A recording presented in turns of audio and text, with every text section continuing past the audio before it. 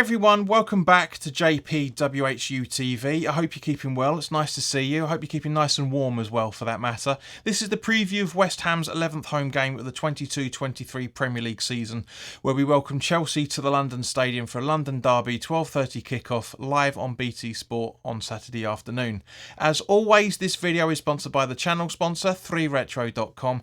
Please click the link in the description below that will take you directly through to the West Ham section of their website, but as you can see from the icon that's up here, there's also Chelsea retro gear in there as well, along with Admiral and Umbro, claret and blue, track jackets, polo shirts, sweatshirts and t-shirts, so go check those out. Any purchases you make through the link in the description below, the commission that the channel would normally be getting, as always, I'll be sending directly on to the charity Iron Supporting Food Banks. They're based in the Newham area and they're helping those in the Newham area and further afield in the Essex County and slightly further afield of that as well over the last year or so, to help put food on their tables for those that are really struggling over the last few years. So go grab yourself a really nice retro shirt. You'll be saving yourself a few quid and you'll be helping those that are less fortunate than you and I.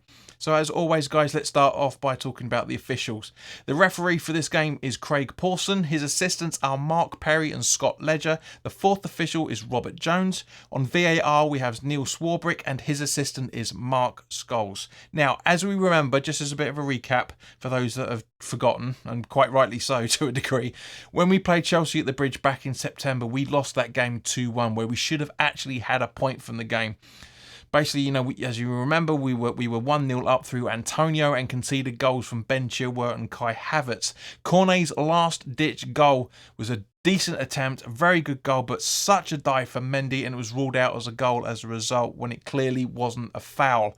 It's just ridiculous. It's so bad. If we'd have picked up that point then, we'd be 2 points above the relegation zone. Not that makes much of a difference, but going into the next 3.5 months, it can make all the difference and will be one of those what-if scenarios that we'll talk about at the end of the season, I'm sure.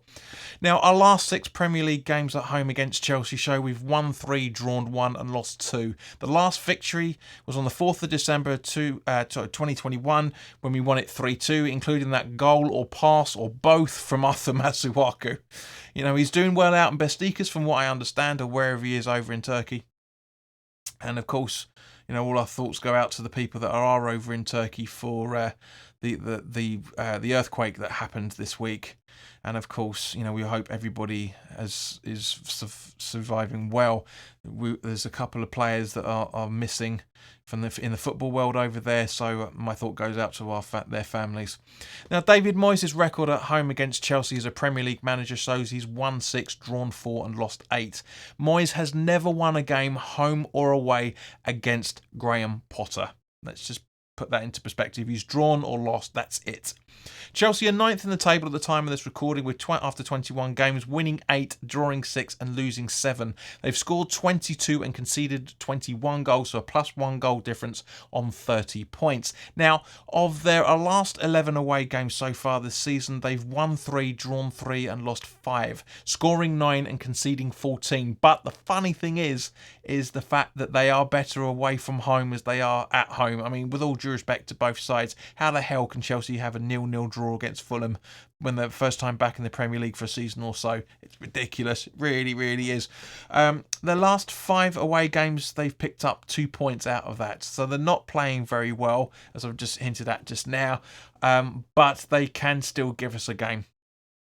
I'm hoping that crap form they had with Fulham the other night continues. I really genuinely do, but you never know. Yes, okay, Chelsea have had their injuries, which we'll talk about in a second, and they've had, Potter's still trying to find his feet. He's not very consistent with his starting 11, but I've got a funny feeling his starting 11 is going to be not that dissimilar to the one that he put out against was it Liverpool, I think it was.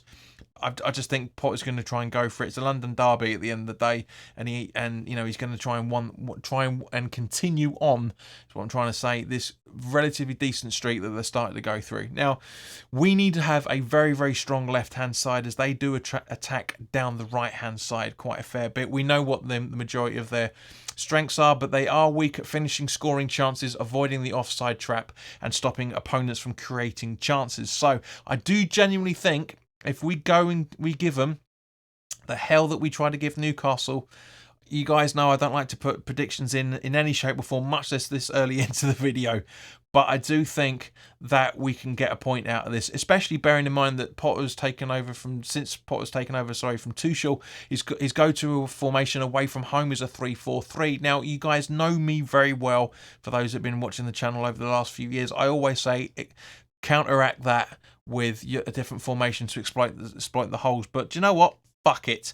Absolutely fuck it. At the end of the day, this 3-5-2 or 5-3-2, whatever you want to look at it, which way you want to look at it even, has really worked for us. So let's play to our strengths and try and exploit the Chelsea weaknesses, as we've pretty much just talked about. Now, turning to Chelsea injuries, Brozier is out long-term until the start of next season, by the looks of him, bless him, due to an ACL rupture. Pulisic is out with a knee injury. Kante is out with a thigh injury, both out sort of what looks like around about the beginning of March. Fofana is out until their home game with Southampton with a knee injury. Kovacic is out with a tight hamstring injury, I think that is. Zakaria is out with a thigh injury, but either could be involved in training this week. Both of them are being assessed, so you never know. Now, João Felix is due to return from being sent off against Fulham away on the 12th of January. So he's finished his three game suspension, I should say, from the red card. Mendy is out with a fractured finger surgery and is being assessed, and having our luck, the way our luck's been going this season, he's probably going to be in goal. I doubt it, but you never know.